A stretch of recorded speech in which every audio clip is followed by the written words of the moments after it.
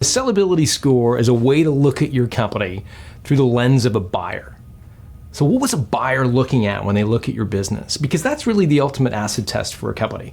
Is it sellable? Whether you want to sell it in a year or 20 years, would someone come along and buy your business today? And if so, for how much? And that's really the essence of, I think, a sellable company. For a business owner to go home at night and know that they're building an asset, they're building something that's valuable, more valuable today than it was yesterday. That's something precious. And so we really want to deliver that with the sellability score.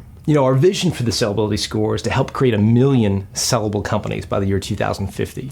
I think we feel passionate about that because in a little way, we see ourselves like Robin Hood. A lot of business owners grow and build a business, but confuse, I think, growing a business with building a sellable company, because a business that's necessarily big doesn't really mean that it's sellable.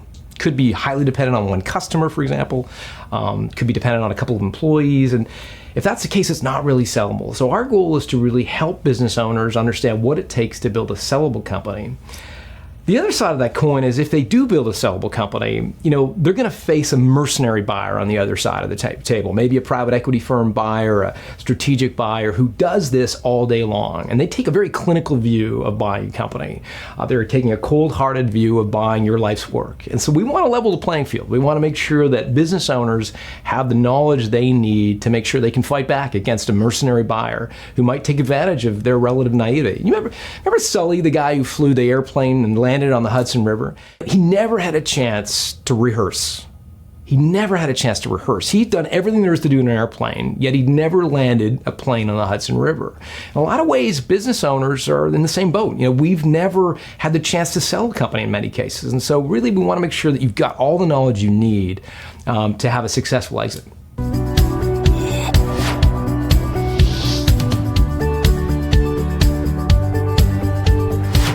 Getting your sellability score is not some intellectual exercise. It has real impact on the value of your company. We did some research and looked at all the people that have taken the sellability score and looked at the offers that they got for their businesses after the fact.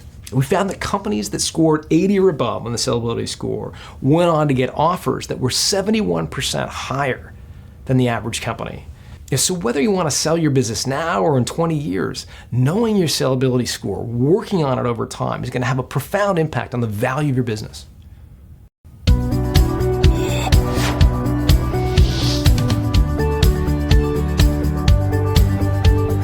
So, to build the sellability score, we did quantitative market research with business owners. We discovered that there are these 8 key drivers that drive the sellability of a company. The first one's an easy one. It's easy to understand. It's actually very difficult to deliver. It's your financial performance, right? So it's made up of what's your top line revenue, what's your bottom line profit. And the interesting thing about financial performance is there's a second kind of hidden element to it. It's not only what those numbers are, but the quality of the reporting of those numbers. So to drive up your score, not only focus on your top line or your bottom line, but also consider investing in an audit or some way to make sure that those numbers are as defendable as you can. Because a buyer's going to come in and say, great, you've got these numbers, but how defendable are they? And what third party has come in to really scrutinize these? So investing in an audit is one simple way to improve your score on financial performance.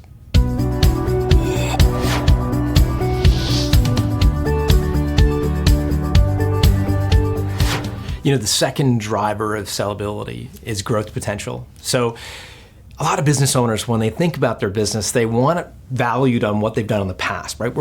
We're proud of what we've done in the past. That's normal. The fact that you won an association award, for example, or that you've got a 20-year business, or that you're recognized for your reliability, whatever it is that you think you've done in the past. And the hard truth of it is that when a buyer comes in, they're not buying the past. They're not buying what you've done. They're really only buying one thing, and that is they're buying your future stream of profits. What is this business going to do in the future? For you, it's the end of the game. It's the finishing line. For them, it's the start. It's a different frame of mind. So for them, they want to understand, okay, what can this business do in the future? So to drive up your score on growth potential, you really want to make the case and focus on what is the future potential of this business. Can it operate in a different market? Let's say you've been successful in market A. Is it possible to scale this into market B, C, and D? Could you cross-sell additional products and services to your existing customer base? Are there ways that this could work in different cultural markets, for example? All the ways that you could significantly scale up the business. The answer to those questions is going to drive up your growth potential.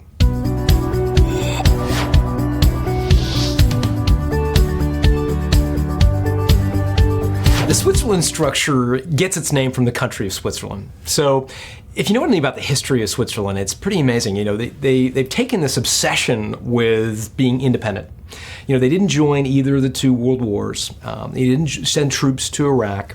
They didn't even join the United Nations, if you can believe this, before a referendum for the entire country to decide whether to join or not. They ultimately did. But it really goes to the idea that as a country, they're obsessed with this independence, not being overly dependent on any one faction or regime, so to speak.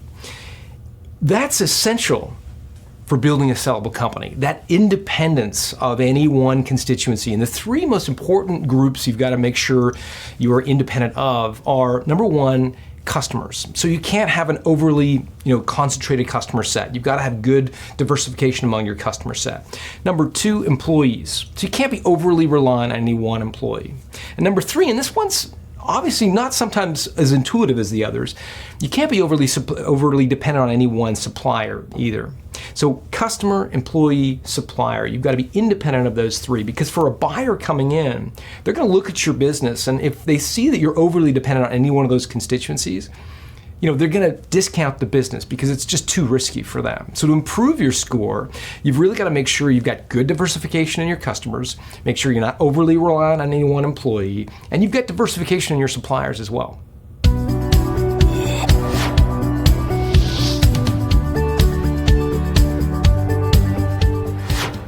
you remember when you were a kid, you go to the playground, you'd be on a teeter-totter?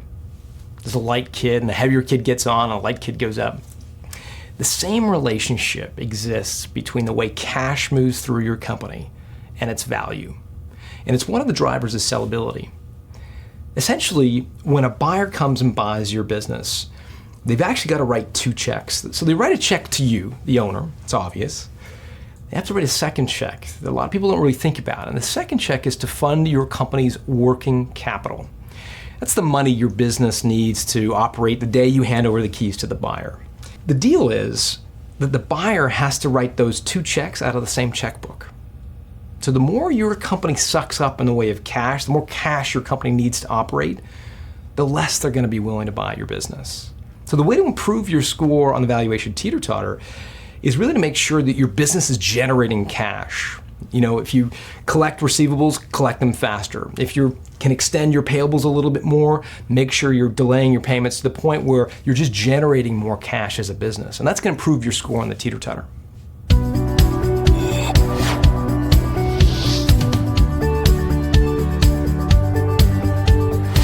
When a buyer comes in to buy your business, they want to understand, okay, how's this business going to continue when you, the owner, leave?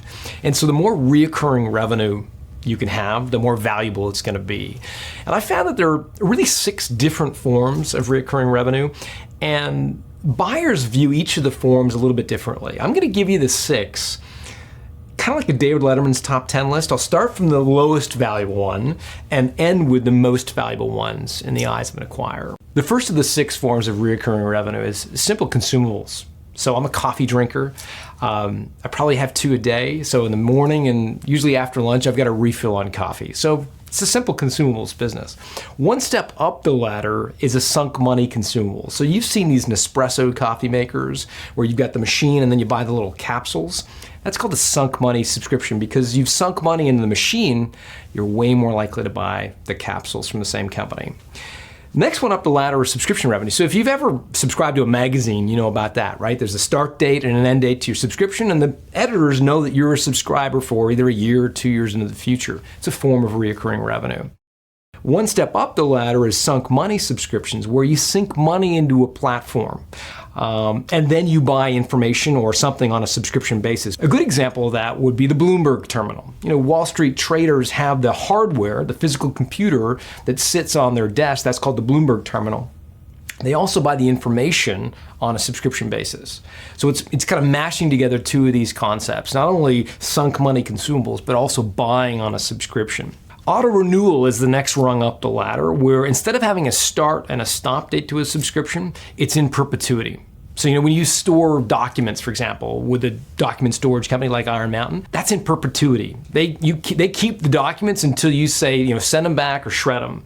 And they just keep billing you on, a continuum basis. That's auto renewal or evergreen. The most valuable form of recurring revenue is contract revenue, where a customer is contractually obligated to buy from you into the future.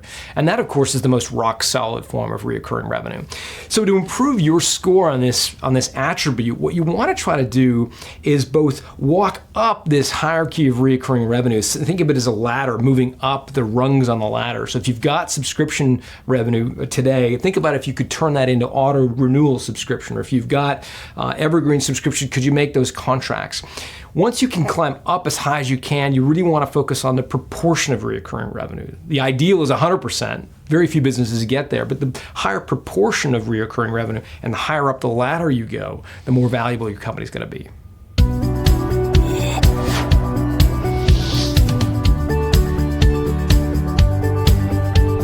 So the monopoly control is an attribute of sellability that means you've got control over how you price your product. You're not being commoditized, essentially, because you're unique and different in the marketplace. You've heard Warren Buffett, the famous investor, talk about this idea of having a deep and wide moat around your business. He's referring to the idea that he invests in companies that have a differentiated marketing position. A lot of investors look for companies that have a differentiated proposition because that gives you ability to control your pricing. The more you control your pricing, the more margin you make. The more margin you make, the more you can invest in sales and marketing, and it triggers this nice little domino effect that enables you to stay different in the marketplace. Again, the more different you are, the more control over you have of your pricing.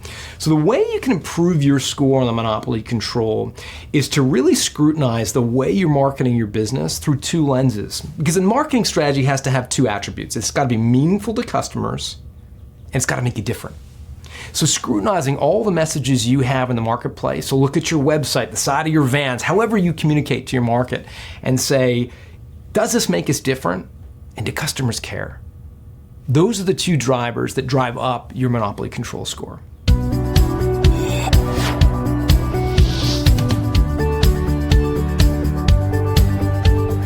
Customer satisfaction is an obvious driver of sellability, right? So obviously, how satisfied are your customers is going to be important to a buyer. Because when a buyer buys a company, they're buying the future. So when you leave and ride off into the sunset, they're going to want to know, how's this business going to be performing when you're gone, the owner? To drive up your score on this attribute, you've got to really quantify, empirically, quantitatively measure customer satisfaction.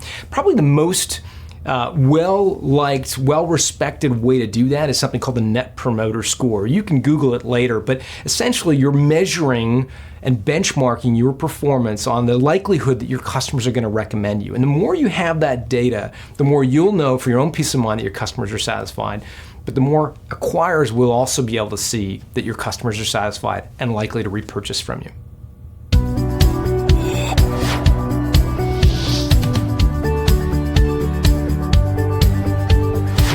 Yeah, hub and spoke refers to how dependent your company is on you personally. Again, when an acquirer comes in to buy your business, they're going to want to know, how's this thing going to operate when you leave? And the more dependent the company is on you personally, the lower you're going to score on hub and spoke. The name comes from 20 years ago. I was talking to a business owner and he was describing his role in the company. He said, I'm a hub in a hub and spoke model where all my employees come to me when they've got a question. My customers come to me when they need a quote. My suppliers come to me when they want me to buy something.